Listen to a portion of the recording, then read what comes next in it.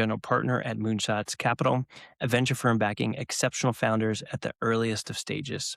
He's a graduate of the U.S. Military Academy at West Point, a Truman Scholar, and holds a PhD from Columbia University. Before venture, he served as the Army Intelligence Officer supporting the National Security Agency and deployed with Joint Special Operations Command. He then co-founded companies like RideScout, which was acquired by Daimler, and now he spends his time investing in and mentoring the next generation of founders. I think, Yeah. but the purpose of this podcast is really kind of to dig into those moments where you're kind of you're building something at first. I think even Kelly talked about this at the AGM.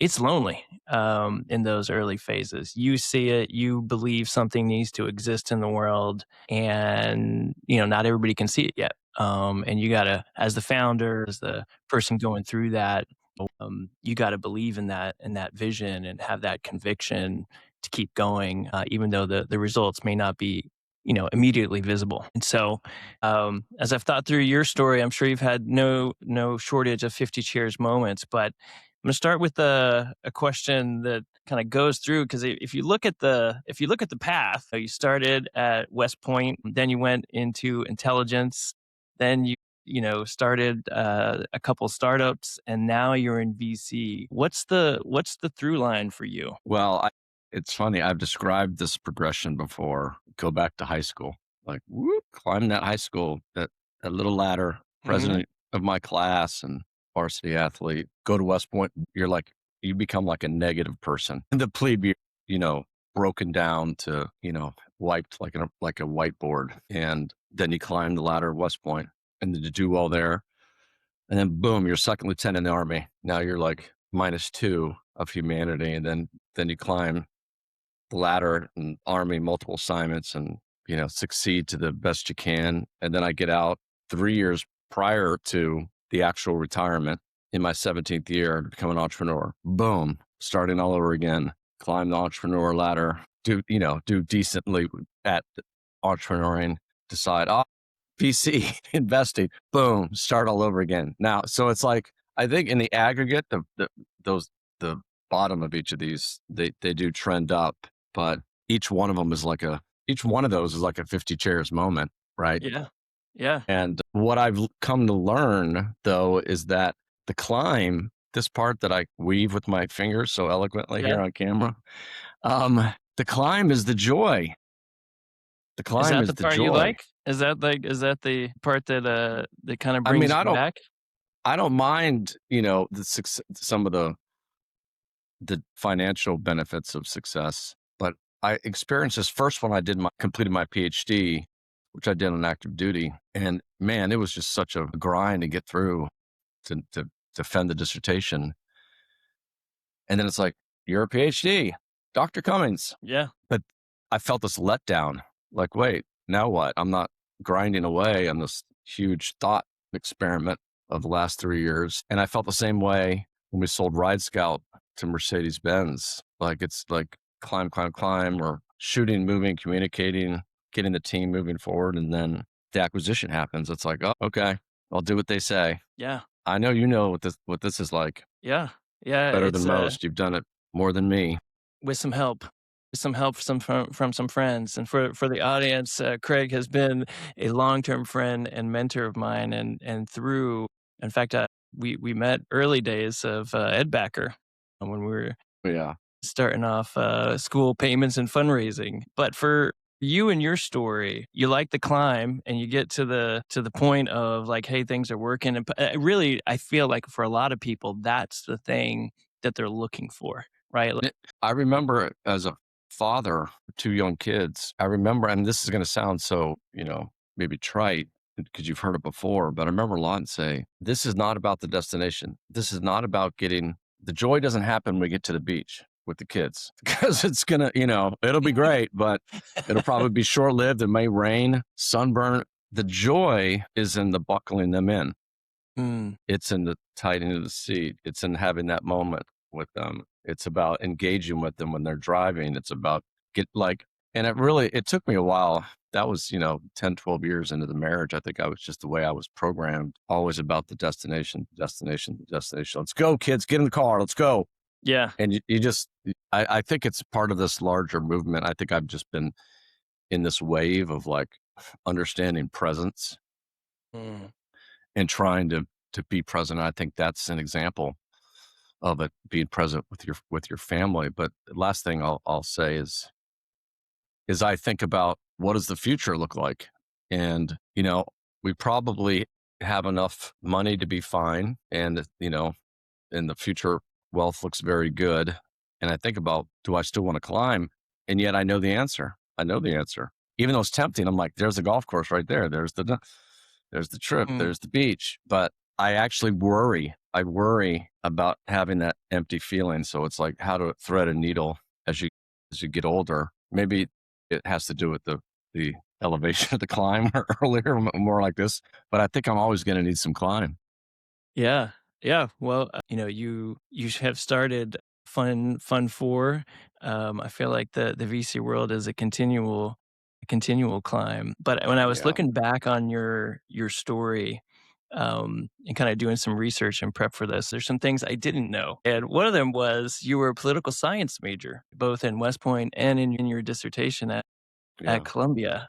So where was your head at the beginning of this? Like, what were you thinking future Craig Cummings was going to go do when you started off on that journey? Gary, it's a great question. When I went to West Point, I thought I was going to be an engineer. It was the oldest engineering school in the country, founded in 1802.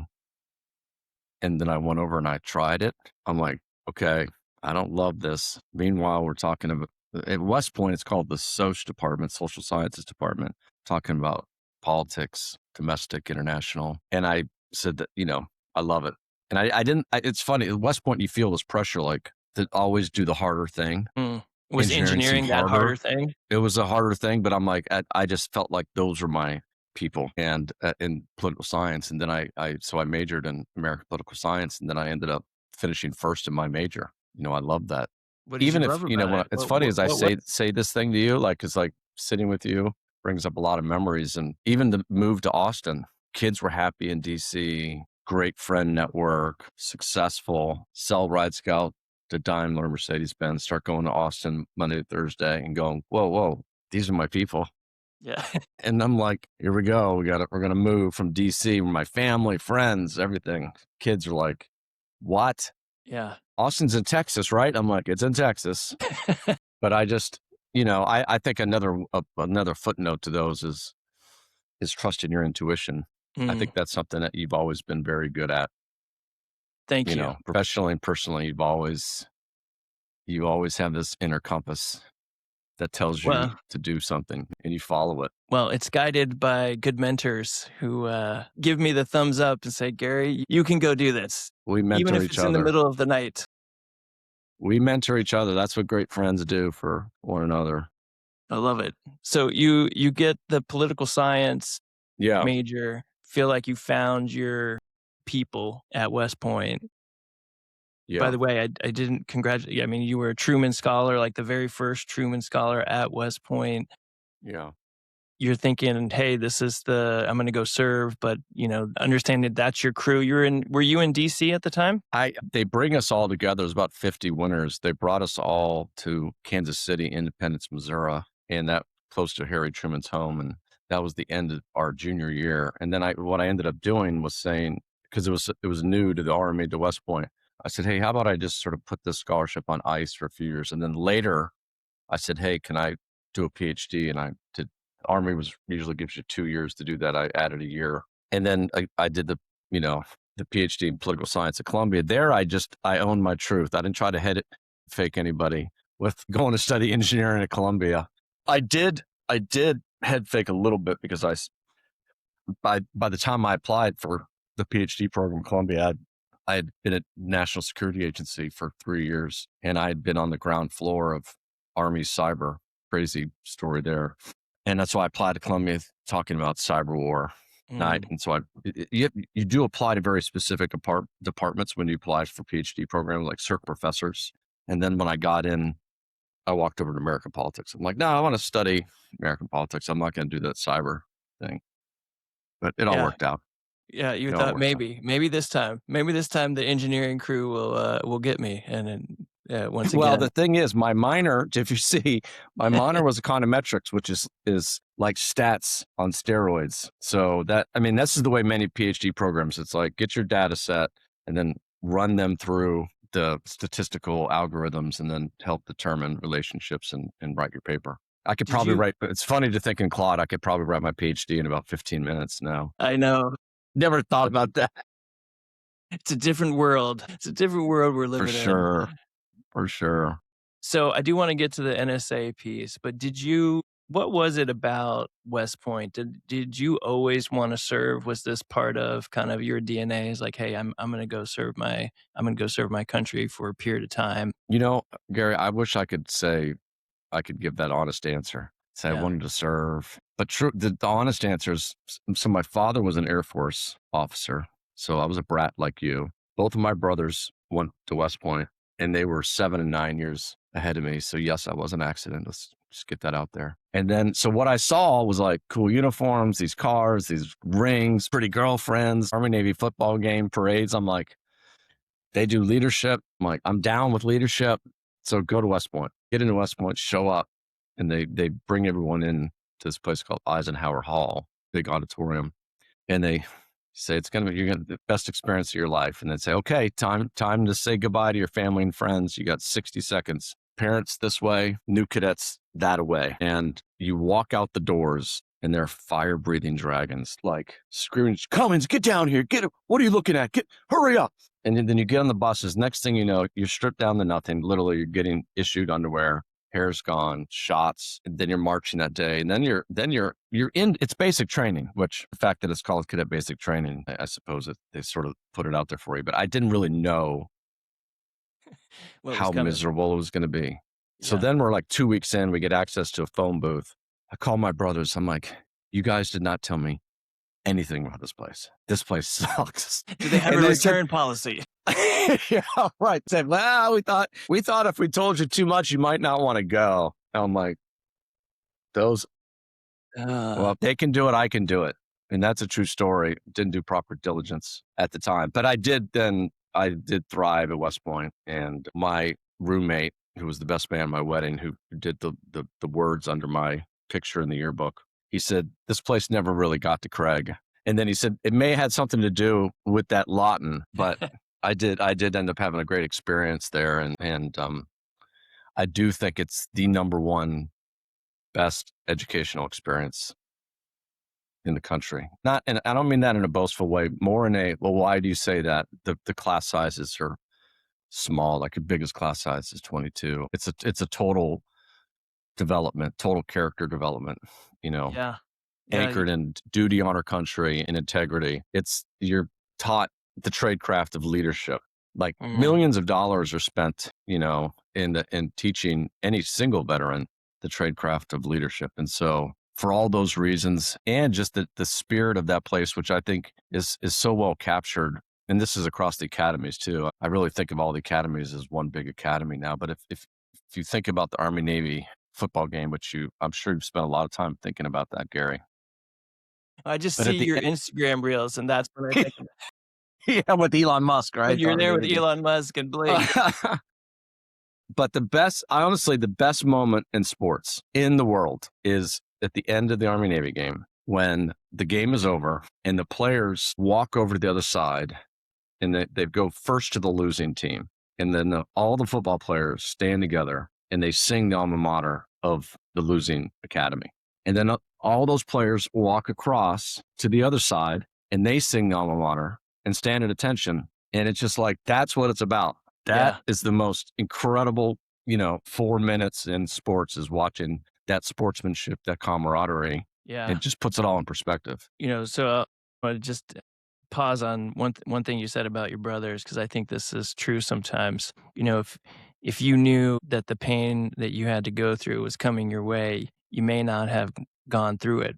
And sometimes it's better when you don't know, because you'd avoid the pain altogether. Like I don't think we want, and I think that's true of life in general. I've been through some tough circumstances professionally and personally. And I would never choose to go through those things, but they have shaped who I am and made me the person I am today. So kudos to your brothers for not giving you the heads Hide the up. football. It is such a great point. I'm glad that you pulled that thread. I mean, it is really, that's what we would say about entrepreneurship. You really don't know what you're getting into. And, when I'm bouncing around, but I'll just sort of pull on that thread. When I left the military then in my 17th year, and everybody thought I was pretty crazy. No one had done this before. I get out 2 weeks later. Yeah, it was like 14 days later.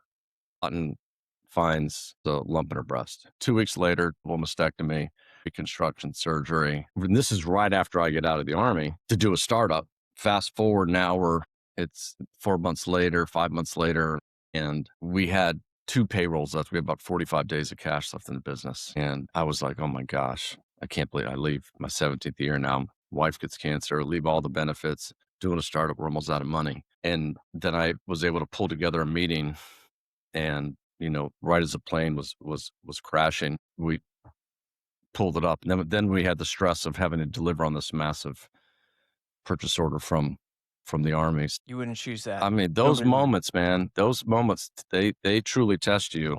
That's for sure. And Yeah. it's funny when you think how close. I don't know. Here's the thing. I can tell that story with a lot of drama, as I just did, but I would have just gotten a job, right? I would have just gotten a job. And that's the reality. Like in entrepreneurship, sometimes I think we're like, failure is not an option. Yeah. We attach maybe too much Yeah. of our identity to the company and the success of the company when failure is an option. Yeah. I've told founders, leave it all on the field, but don't bleed out on the field. We don't Yeah. want you to bleed out on the field. And I say that about entrepreneurship as a means to encouraging people to do it. Yeah. Not to Because it dissuade may not them. work out. Yeah, it may not work Yeah. out, but of course it may not work out, but you should at least try. So I was talking to a fullback, and he got his story, and he said every time he got cut, the phone kept ringing. But I think that's very hard, like you said, because entrepreneurs tie themselves to the identity. If the company fails, I failed, and you have to kind of separate a little bit on that. So Your phone keeps ringing. Well, it's usually you. So that's just when Andrea thought she hit the silence button, you're like, she's like, turn that off. It rings yet again for you in entrepreneurship and startup. I love it. So what did West Point teach you about leadership that you think you have carried through through this? I know it's one of the core principles at Moonshots, extraordinary leadership. Sounds like even while you were there, it's like, hey, if I remember one thing about West Point, it was there's a little bit to that, right? Like there's a history of what it means to be a great leader. And the Army I think all the services have a long history of what that means and what good leaders look like. But, behind the curtain of West Point, what was that? What did they teach you that you got to carry through? It's interesting when I was there, Gary, they were at a little bit of a pit in the middle of a pivot where they had decided to take their foot off of the hazing pedal. In my first year as a plebe there, they still had what was called the fourth class system, which was the traditional hazing of the new cadets, where we had to walk with our arms locked out. We had to walk along the walls and highway. We had to take a bite of food, put the food in your mouth, put your utensil down. You get 3 chews, hands in lap, 3 chews, pick it up, start it over again. What they realized is the negative leadership was not effective. And this was what they had learned. I mean, I'm not saying it was all negative leadership for, since 1802, but it was this highly intense. There was a yell culture to the leadership, and they were going through like a reprogramming of it. Not saying there's not a time when you got to be very direct and potentially not nice to save lives, but what I've learned after reflection, and this I think gets to your question, is they did suss out like your authentic version of leadership. And I never used this word until a couple of years ago when I was talking to the Carla Pinheiro sublet. And I ended up my senior year being the highest ranking cadet during the summer. It's called King of Beast. Our friend Garland loves to always refer to me as King of Beast. But it is like this historic position where it's the cadet basic training and you're the lead cadet. And I used to say to the to the new cadets, "You fire me up." That became like, that was like the tagline. Mm. And then they would like cheer. And then even after the summer and the academic year, they would like come over to my room and I'd climb out of my windowsill and I'd say, class of 96, you fire me up. It was the rally Now it's cry. funny. Fast forward, I just was with the commandant and the super and the soup, but the commandant and the dean are both class of 96. And when I saw them, I'm like, you fired me up. Now that they're both general officers, I'm like, you're welcome for all that leadership training back in the day. I think I I wouldn't have said it at the time, but I was, leading with love and authenticity. I never was like very good at like being like really a hard ass Mm. with the cadets, which was a little bit of the culture for the upperclassmen. And then so I think authenticity, positive leadership, and then I think the value of teamwork. Truly, one thing they teach you is you have to be an incredible team player. You may, an example, this is what West Point can do so well is you may be prior enlisted, like they recruit some people, some, active duty enlisted to like who are moonshotting in the Army to come and be part of the West Point experience. And they can turn your shoes, polish them into a mirror, which Wow. is what you want. Yeah. Oh, they may not be the physics Jedi that the 40 1560 SAT, Yep. valedictorian can help them with physics while the soldier Mm. helps her or him with the shoe polishing. And literally you have to, all these things have to go along, academic, military. And so you do like so lean on each other and you so love one another. And you see that in the Army too. Like if you ask people why they really, when they're at war, you may be firing missile or bullet at an adversary, but you're doing it to save the life of the men and women on your left and right. Yeah, absolutely. Absolutely. It's I think, I grew up military, as you know. My dad's a chaplain. The 50 chairs story is his story. But that culture of kind of teamwork and being part of a team, I mean, that was definitely in our house. Like we were part of the team. This idea of family was not just in the Army, but when he came home, we were a team together at the house. And so we all had our roles to play.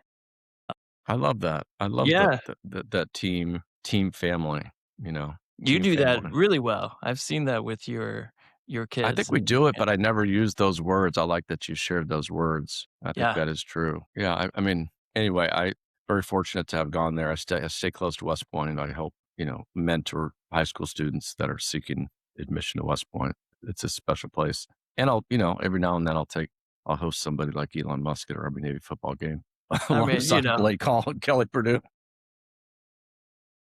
that was amazing, by the way. I didn't know what was happening. I just see this Instagram reel, and there's Craig, Kelly, and then I look over and I was like, "Is that Elon Musk?" And just for the viewers to know, he was less controversial then. I'll just say that. But you know, he's Still definitely very he's cool. definitely making his mark on the world, and that was one of those life memory days to be with him all day, co-host him at the Army Navy game, and then do a private dinner with him that night. Yeah, he's kind of Yeah, smart. well, He's a kind of little bit, smart. a little bit. I mean, I mean, for just all for the you can say whatever you want about him, but the man is so smart. he's making his impact. I was watching a story about him. He was talking about how he's last down, or he was down to his last 30 million, and he had to split it between Tesla and SpaceX, and he felt like it was his kids, and he felt like he needed to give all of it to one to make it survive, but he couldn't kill either one, so he just split the money evenly, and Uh, thankfully both worked out. So even someone like Elon Musk faces those 50 chair moments where you're not sure how it's going to go, but you place a bet and you hope for the uh, best. So yeah, uh, that was really cool. For yeah. those of you that are not following Craig on Instagram, there is no shortage. I think I saw Arnold Schwarzenegger recently, a couple others. I live I may have posted vicariously that on. through this man. There's the Cummings Craig handle, and there's the Craig selfies handle. Arnold. So you I'm leave actually just a West few Point. blocks from him right now. Oh, that's right. That's right. I'm in, Santa Monica. So you leave West Point and you go 17 years of service. I mean, you didn't get to the 20 for your retirement, left early. What was it like? What did you learn from, you got out, you're back at the bottom again, and you start building your career through the NSA and the intelligence world. Walk the audience through that. What did you learn from that experience? I had been watching some friends, Guy Filippelli, Nick Hallam included, who were veterans who had left active duty and were starting companies, and I was really drawn to that idea. And then I pair that with I'd always said I wasn't I wasn't focused on the retirement, the military retirement. It was a what I would say nowadays, it was a nice to have, but it wasn't a must have. And so I'd just finished being essentially the chief operating officer of the largest military intelligence brigade in the Army, which is at the NSA. And I after that job, then I worked inside the NSA, and I just started to look around, and I was seeing these entrepreneurs, and I just felt like that's what I wanted to do. I was ready to get out. And my family's like, "What are you doing? Get back in the ring. 3 more years, you can do it." But Lawton had cancer once. She was teaching law at George Washington. Kids were happy in school. I would have deployed again. I would have moved again. And, you realize those remaining 3 years there would have been some pain in those years. And I Mm, just didn't think it was worth it for the retirement, which is amazing, but it's also quite modest. And so I thought I'd try my hand. And one thing I did, which I also love to see from entrepreneurs, is so I ideated with Sean Lane and others, even my brother Dan, this idea of bringing a cellular network onto a battlefield. So this mm, is circa 2009. We'd been using iPhones for years at that point, yet still the primary communications method in a in a war environment was push to talk yeah. Motorola or other brand radios. And so what we asked ourselves was, could we put a cellular network on the battlefield? Mm, Because if we could do that, we could move sensitive intelligence quickly. For example, soldiers go out to knock down the doors of bad guys, knock down doors, go in, find bad guys. Now they have their cellular phone, which the best practice is you immediately are ripping all the phone numbers, getting all the intelligence off that phone. You reach in their pockets, they might have notes, contacts information. You could take pictures of that. But what was happening is you'd still have to drive that information back. Then it would get mhm, processed, and the value of the intelligence drops, you know, by the second, by the minute. yeah. And so when I referred to you a second ago, I said, well, what I like in entrepreneurs, I went right back to where I worked. Yeah. I'm like, well, what do you think about a cellular network where you could move all this data? Mm, We could create an internet of things essentially on the battlefield. They're like, I knew what they were going to say. They're like, oh my God, that'd be amazing. How do we do that? And I'm like, all right, Sean, come in here. Let's tell them how we do that. So one of the things, and I think you have done this in the education space, when you get to know that space and you get to know the gaps in the space, then you start the company that runs that gap. And yeah. that's basically what I did. The Army 2 years later ended up buying that software that we built to power the cellular network on the battlefield. And we architected much of the hardware too. And they said, we don't want to license this forever. We want to buy the software called Perfectus. And so we essentially sold our company to the Army, our product company to the Army. And then we started another company behind it, a new company to do the services work, Yeah. like FTEs on the software now that we didn't have. So, I know when I was at the AGM, this playbook seemed to be on full display. Mm, You have veteran you're founders right. who have deep, deep domain expertise from their service, and they're like, "Hey, there's a problem. I know this is a problem."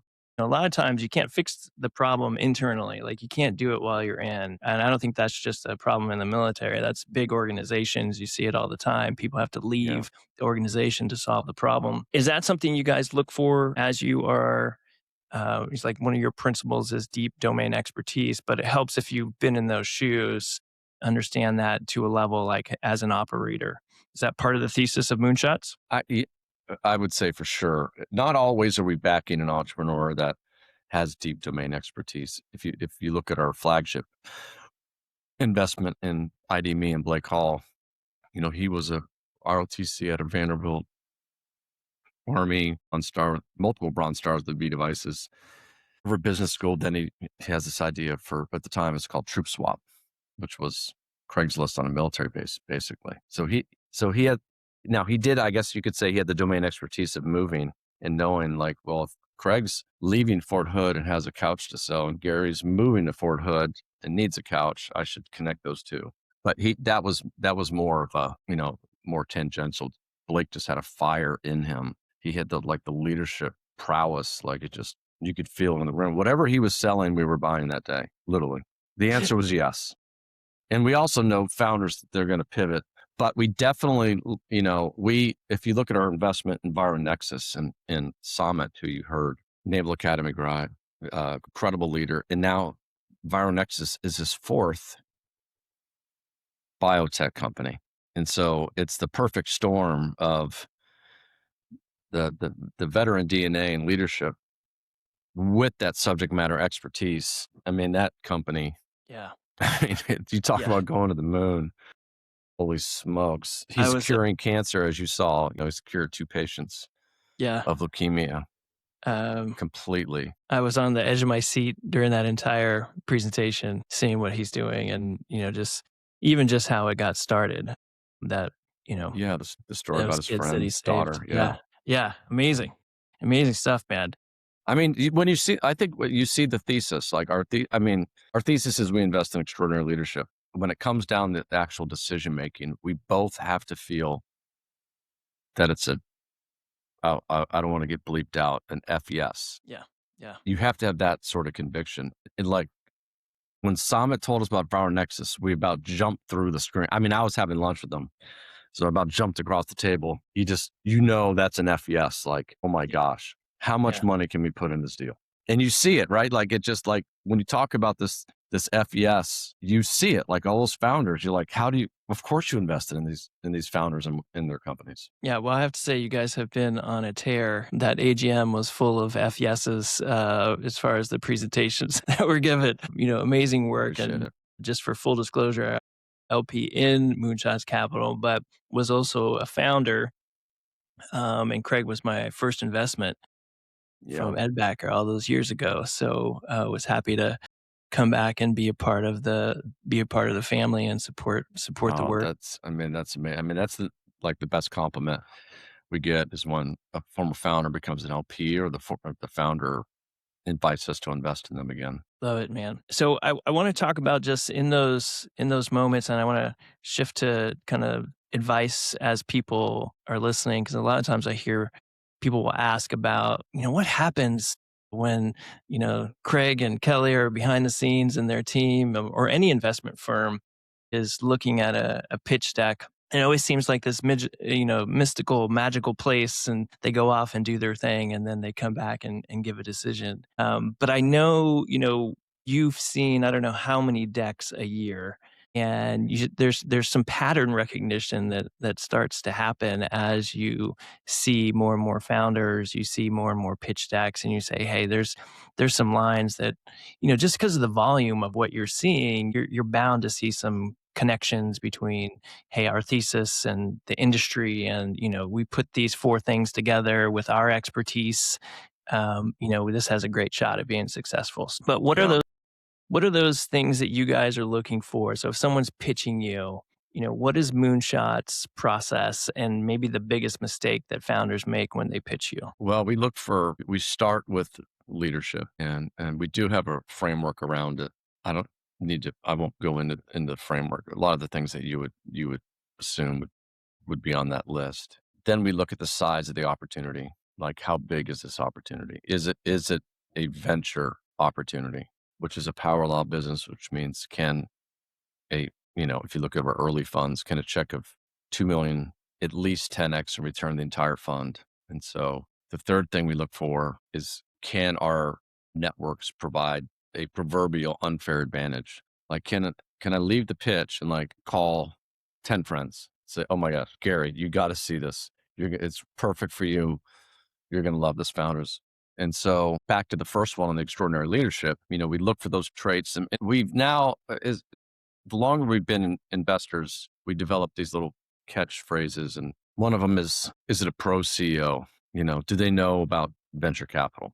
Do they know how this works? They're, it's how they shoot, move, and communicate, to use Army language. In the written word, the spoken word, in the pitch deck and the presentation, is it tight? Is it crisp? Is this someone where we can come in and quickly like bolt on our muscle to their muscle, make some calls, and away we go. And that is evolved because there are founders that we love, and yet we know, as has been said of command in the Army, 90% of your time can be spent on 10% of your soldiers. So Mm. we have to back the CEOs where we can, sort of meet them where they are and run with them versus, okay, well, let me tell you about venture. Here's how it goes. Here's how seed money goes. And this is what's going to happen. You're going to sell some ownership in the company, and then we're going to go back out and raise more money. Like, we just don't. And I think early on in Fund One, we did some of those, and now we've evolved. Fund One, all our funds are really performing. Fund Two is top decile. Fund One is top quartiles, top decile. Fund Three is top deciles. So We've just learned there's the pro CEO, the FES, these things that sound sort of amorphous, but they're actually, you see them and you connect with them. It's the pattern recognition you mentioned. So founder advice, Yeah. I remember I asked you this question once and you told me these 3 things, and I've reused this many times. So thank you. I haven't already told you, thank you for this, but you said, look, we have to like you. And in that, I think was an underlying, you have to be authentic. And you talked about authenticity in leadership and what you learned from West Point. And I think there's some truth to that, regardless of the industry that you're in. It's true. We get married to the founders. Go back to Blake. Kelly's been on the board for 15 years now. He's the second longest standing member of the IDME team after Blake. And so these become marriages. And so you do have to, like, love, respect the founder, because you're going to be working together potentially a long time. Yeah. I think that that's huge founder advice. If you're starting a company and you're raising money, that relationship that you have is not transactional. You are going to go through really tough times. A marriage is probably a great example because there is joy in marriage, but there are hard times that you have to go through, and you got to really like that other person to get through those hard times together. Yeah, I've been Well, I fortunate. think authenticity, Gary, that is your superpower. Truly, like 100%. I don't Number know any one. other way to be, Craig. Beautiful hair probably tucks right in as a number 2, but number 1 is authenticity and likability. And truly, when you are authentic and likable, that is, it's special. Like, it's not obvious. It's not, you know what I mean? Yeah. And Yeah. so I do think the world has become a better place because we talk more about authenticity. It doesn't mean a lot more people are doing it, but I think maybe just because the way my brain has been working the last 10 years about being vulnerable, being authentic. Yeah. And I think it does, for the younger viewers, it gets, I would say always own your truth. I tell Addie and Cooper, own your truth, just right out of the gate. But I think it's easier as you get older to own your truth. Well, now you got some successes, you got some failures, and you can roll with it. But I think be authentic, own your truth right out of the gate. Yeah, I'm always surprised how when I am open and honest and vulnerable with people, how that is always reciprocated back to me. People share their stories, share their, what they're going through. It's not like you're trauma dumping on people like continuously, but if you're in a moment and it's appropriate and you share something that's your truth, I'm always surprised I shouldn't be, but I'm always surprised how that always comes back and people feel comfortable in sharing with you. Sticking with Blake Hall for the 8th time in this interview. But if you think about his keynote during our AGM, like, he talked about vulnerability and the mistakes he had made and constantly trying to be a better version of himself and owning his mistakes and fixing them. I'd never seen him like that. And, he's hit a point on leadership, I think, like he's stopping the bullets with his fingertips, Matrix style. He's reached Neo status, huh? Exactly. I love it, man. Well, as you're going through, I know that you started RideScout with Joseph, and I want to talk a little bit about this kind of co-founder because I've never had a co-founder. I have a co-CEO now, but I was always a little jealous of the Joseph and Craig show. I was like, that seems like so much fun having a counterpart in to bounce things off. And you guys seem like you were a great team at Ride Scout. How did that start? How did Ride Scout? What was the genesis of that? And I know you guys both went to West Point, but I'm not sure if you guys met We there. we did. We met there when we were good friends there, and we used to do admissions work together, outreach to high schoolers. So we worked together at West Point, and then we realized, fast forward. I mean, then we both taught at West Point together, and then after West Point, after teaching there, we're back in the Army.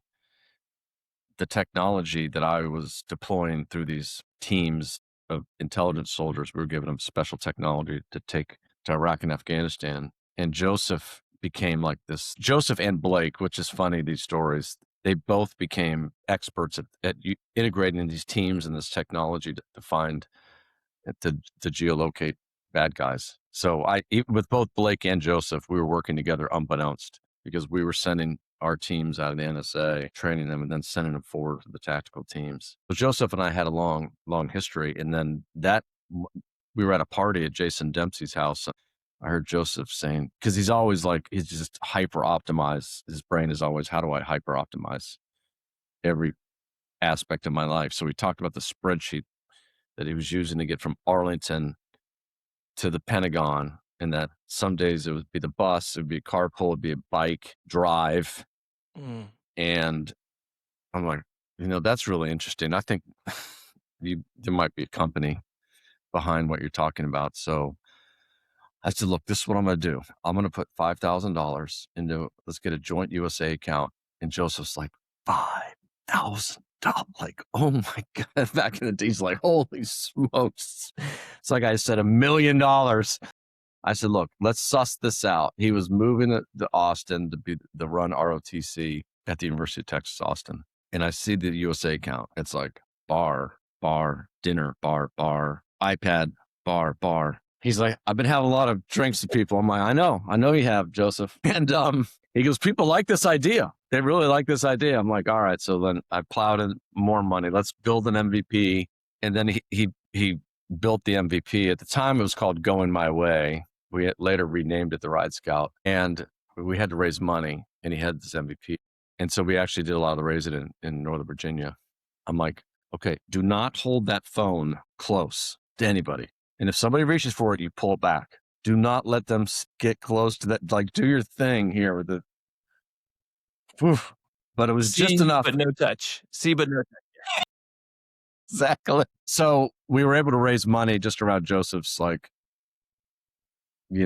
incredible ability to pitch a vision. And so I'd load up the room with my friends and hand Joseph the mic and pour scotch, light a cigar. I'm like, go on, Joseph, go on. He's just so good. He had this vision, and it was inspired by his service in Iraq in trying to optimize transportation, trying to minimize, the use of fossil fuels, where he lost soldiers of his own who were like moving gas and oil on the battlefield. So it was very inspired, his idea. And then I left what I was doing to go full-time in Ride Scout. I think I heard Joseph the first time I was introduced to Ride Scout was at 1776. I think Joseph you were both, maybe it was just Joseph, but he was pitching. And I was like, man, that guy is good. He could sell a vision. Well, I would say, look, here's your microphone. Here's your Miller Lite. Just go talk to your people. We'll take care of everything back here. We'll take care of the kids at the house. You go evangelize, because he's definitely gifted in public speaking. Yeah, like off I the think charts. that was super helpful as you guys were building. You have Ride to build. Scout. I mean, one of the tests that we embed in our decision making process, to go back to that, is even when we lead around, we're not, if we lead 5 million round with a $2.5 million check, the founder has to go get the other 2.5. We're going to make intros. We're going to help, but we need to see that they can raise money.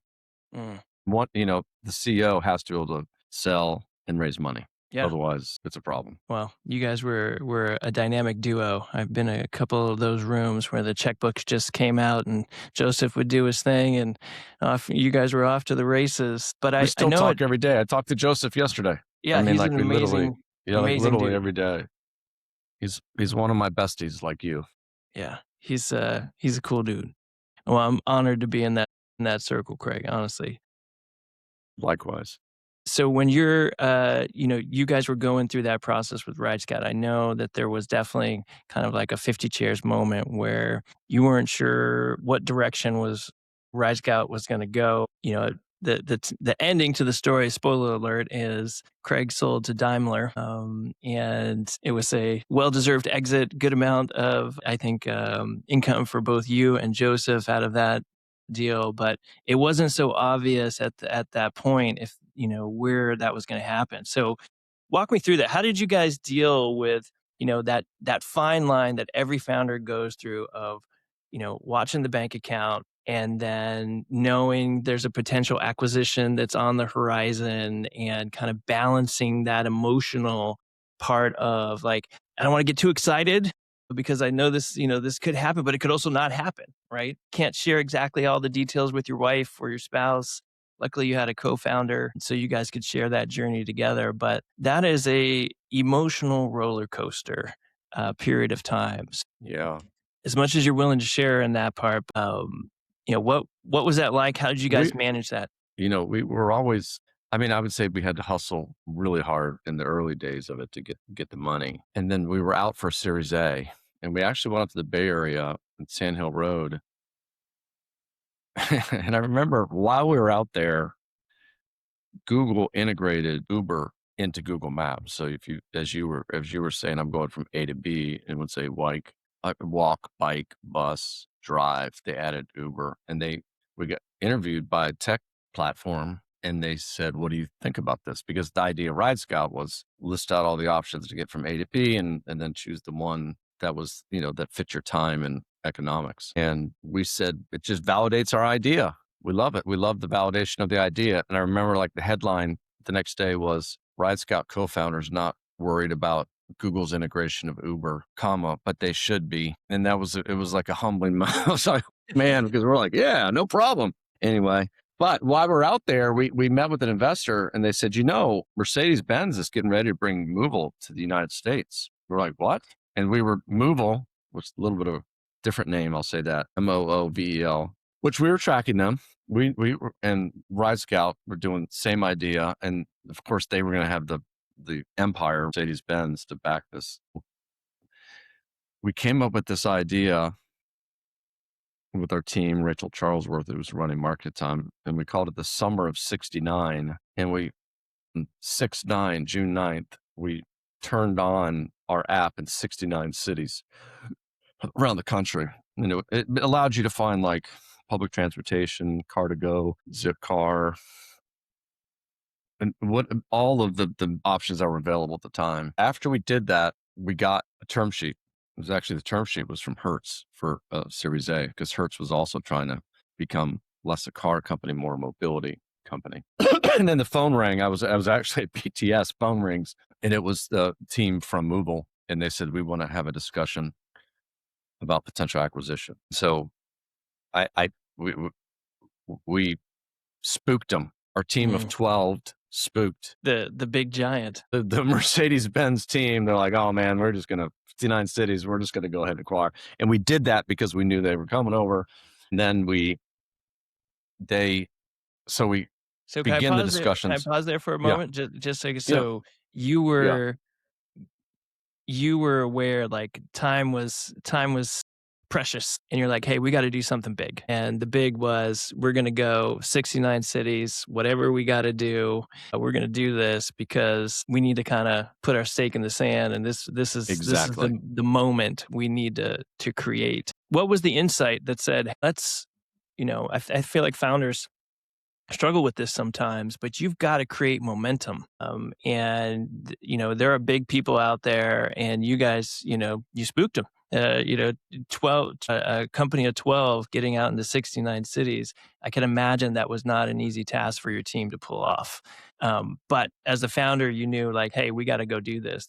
This is the moment and whatever we Yeah, got to do. So it what was the was. thinking? Yeah, it definitely was a moment of if we don't do something, they're gonna come to the United States and just steamroll us. And what we had been doing is, and this is a little bit of like the Uber Lyft in the background, where Uber did like blitzkrieging across cities, and Lyft was going very deliberately city by city, dialing it in, city next city, dialing it in, and we had been doing that, and so and literally we had been watched Uber and Lyft, and what was happening because this was early years for them, and we had been doing like Washington D.C. and then we did Boston, and then we did Seattle, and so we were doing city by city. Then we get the whisper in the ear, the Germans are coming, and so we're like pedal down, summer of '69, and then and the team did a sprint. We did a fun marketing campaign, and then we begin the discussions with Mercedes. This is a funny story. This is a like MTV Cribs, but maybe not. We're not that cool, but we actually got interest from another company, Cubic at the time, which is a major defense prime, and I would say it's the biggest company in transportation that you've never heard of, who make machines and all the ticketing and the gating of MTA in New York and Washington D.C. and these major transportation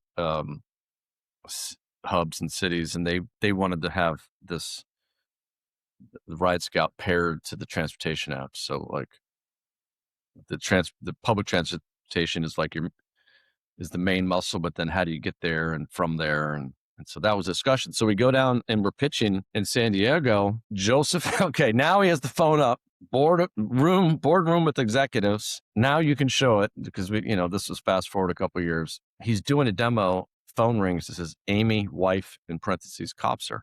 Joseph's like, and it's on the screen, it's on the TV because he was tethering. He says, dismiss. Bing, Amy, wife, Copser calls a second time. He's like, excuse me. We go out to the car and I say, hey, is everything all right at home? I mean, I was surprised Amy called during that meeting. It must be an emergency. And he goes, well, not really. She was calling to ask why the cellular phone allowance hadn't hit the USA account, like the $70 that we gave the employees. And at the time, we actually weren't sure we were going to sell because now we're in discussions with Mercedes and now Cubic's in the mix. And that happened. Like, we're selling the company. No And question. John Gossard, Steve Carroll, founding team, they're like, no. We're moonshotting. I'm like, no. Joseph, we're taking the edge off of this brother's life. Mm, And so mm. I mean, it's a funny part, but you have the human aspects of these massive decisions you make, and that was one of them. And so we end up, the end of the story is they come to Austin. We have a meeting at Car2Go headquarters, which was another Mercedes portfolio company. We say a number, they say a number. We say a number, they say a number. And then I said, I'm sorry, we couldn't make this work. We walk out. I go back to my hotel room. It's like 3 hours later. Joseph calls me from a bar, surprise, with the There's a CEO, theme. the movable CEO. He's like, Craig, what do you think about this? No. All right, let's do it. Wow. And so Joseph then went back to Driscoll, pulled that deal back together, and we did the deal. Wow. Wow. It's funny looking back on his story. It all seemed very natural at the time, but you hear this and you're like, the characters. You're like, oh, I 100% can see all of that happening with you two. Well, I didn't know the bar part with the Mercedes guy, but now that I know it, this story makes so much more. I'm so glad we did. I mean, there's pigs and hogs. We had another company, Pex Labs, and I know Brian Ballard and Jeff Jenkins and some of these guys, super talented. And early in the company's history, and this was a company we spun out of BTS, a cellular product company, and Amazon was all up in our grill. I was chairman of the board, and they wanted to do a deal, and it was a modest deal at the time at like 30 million. I say modest. I mean, everybody has their own definition of modest, but at the time they were doing augmented reality on glasses, and they thought they're partnering with Google and Google Glass. Yeah. And they're like, no way. We're at least 2x that. So didn't do the Amazon. And we never got the offer letter, just to be clear, if someone were going to audit this podcast. But it was like the words were exchanged and they didn't do the deal. And It would have been mostly stock deal because that's the way Amazon at the time was doing their deals. Stock blows up. It would have been tantamount. We did the math later. By the time of the earn out, it would have been like a $300 million acquisition. That informed the RideScout decision. Mm, I'm like, not doing that again. pigs and hogs, man. Derek Jeter's in the Hall of Fame with singles and doubles. You know what I mean? It doesn't have to be all home runs.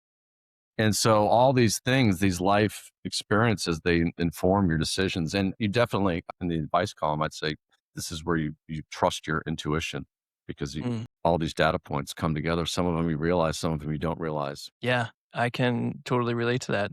Yeah. I mean, it's a huge feather to get. I mean, any acquisition of any size. I tell founders this. I'm like, anything. I mean, first of all, everyone's going to think you sold for $100 million. Oh, maybe nowadays it's people think $1 billion. To to get through an acquisition is a huge compliment to you and your team, Yeah, absolutely. For anyone any that size. hasn't been Yeah. through it, it is the most excruciating roller coaster for you and your founders and your team and your family because, there's lots of reasons deals don't work out and it's not because Yeah. there's, not good product or good people or, it's just stuff. So I always tell founders as they're thinking about it. Story. What I was gonna add on to decision-making process, something Kelly likes to say is, you don't get the deal you deserve, you get the deal you negotiate. Yeah. Let's talk about moonshots real quick and we'll wrap. I know we're almost at time. Yeah. And Craig, always, it's funny because I've known you for 10 years, but we rarely get the chance to kind of just chat through these moments in both of Yeah. our Yeah. history. But Love it. now you're at Moonshots. You guys are in Fund 4. You're raising Fund 4 at the moment. Fund 1, 2, and 3 have been successful. You've got co-matching funds for Fund 4, so you qualified for the SBIR government grants. Is that which is matching to It's in that 150 million? same bucket. It's called the SBIC, SBIC. Small Business Investment Corporation, and then Dash Critical Technologies. So Okay. it's a new-ish, now it's a couple of years old program with the Pentagon and the Small Business Administration gripping hands and providing matching dollars for managers who are selected for the program. So the idea is they want to recruit the best managers to help find the next great critical technology companies to improve our national security posture from autonomy to AI to biotech to space. And so we get, in the case of this fund, we'll raise 100 million and then we'll get 125 million of debt. And it's at it's at the lowest interest rate possible. And all of the upside, once we pay off the interest and the principal, all the upside gets shared with the LPs and the GPs. So what they did, they very thoughtfully created the incentives. So guys like Kelly and me would go through the process, and it has been a process. I mean, it's like everything you say about a US government, in terms of bureaucracy, that was what we went through. And it was grueling, took a lot of time and a lot of money. But like working with the government, once you break through, it's a sticky relationship. You form great relationships. And so now we have this amazing new opportunity. And if we perform the way we have performed, the LPs not only to put money in toward improvement of the national security posture, it takes like a 3x fund and turns it into a 4.5x fund with the leverage on the debt. Yeah. So it's I leveraged think venture capital, which is kind of bananas just to think about that.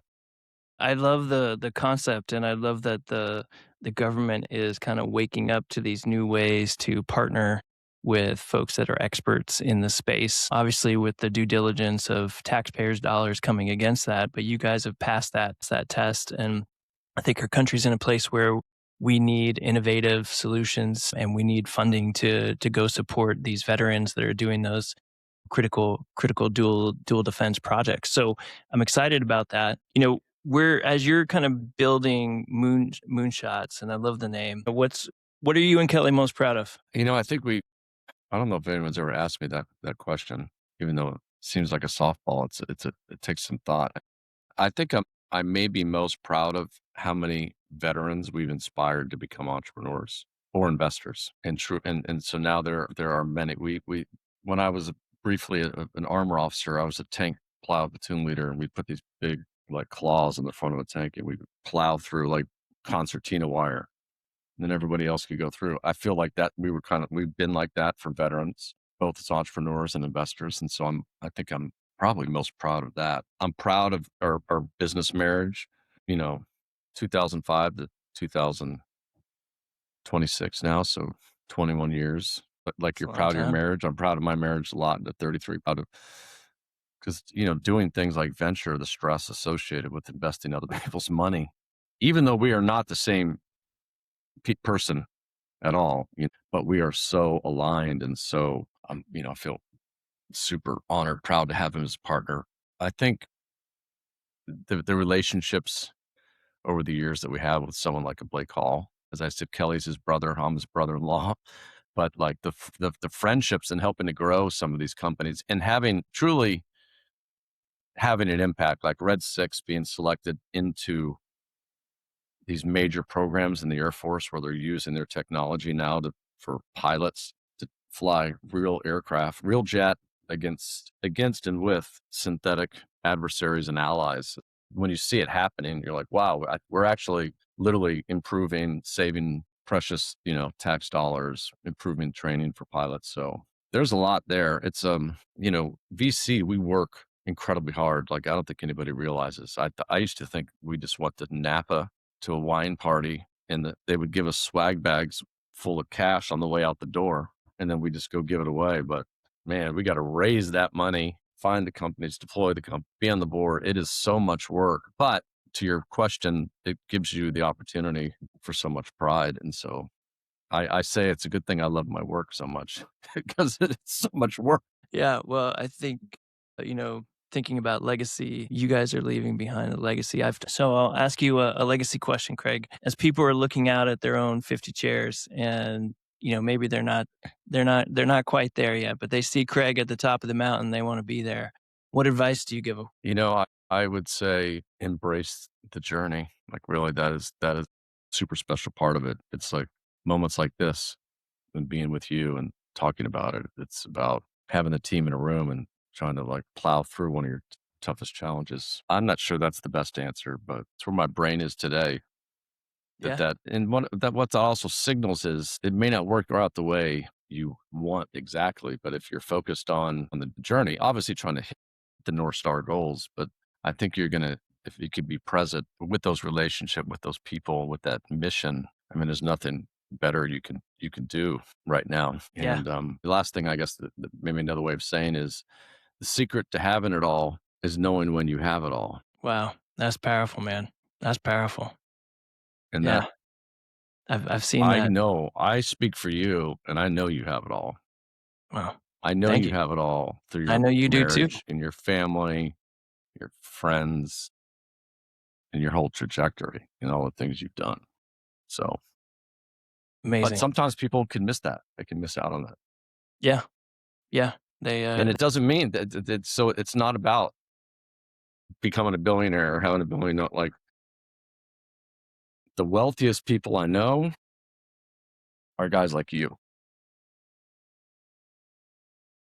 it's powerful, Craig. happy, happy, great humans, high integrity, great relationships. And Grateful for you you, know, man. I know Grateful for you. lots of wealthy people who are not happy. Wealthy and monetarily, that's not what it's about. I love you, brother. Thank you for this opportunity.